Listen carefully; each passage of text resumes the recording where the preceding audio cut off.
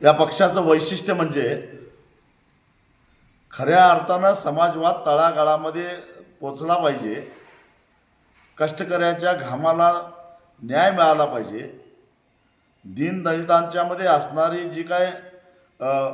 कमीपणाची भावना आहे तो न्यूनगंड काढून त्यांना देशाच्या मुख्य प्रवाहामध्ये आणलं पाहिजे आणि खऱ्या अर्थानं या देशातला जो कष्टकरी,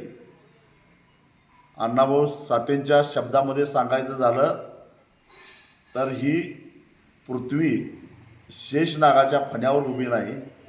तर कष्टकऱ्यांच्या मजबूत हातावर उभे आहे. ही उक्ती साध्य करायची असेल,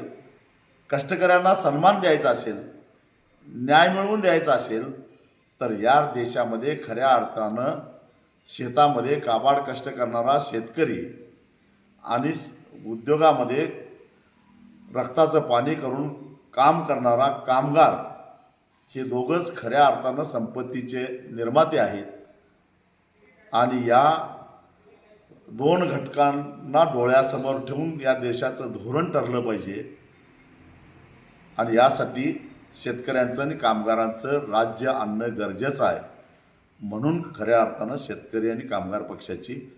स्थापना झाली. एक शुद्ध वैचारिक भूमिका घेऊन खऱ्या अर्थानं बहुजनांच्यातील असणारे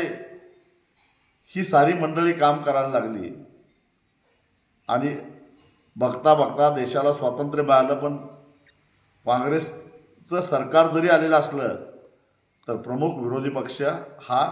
शेतकरी कामगार पक्ष होता, ज्याचा आधार ग्रामीण भागातल्या जनतेला होता, अगदी शहरातल्या कामगारांना सुद्धा होता.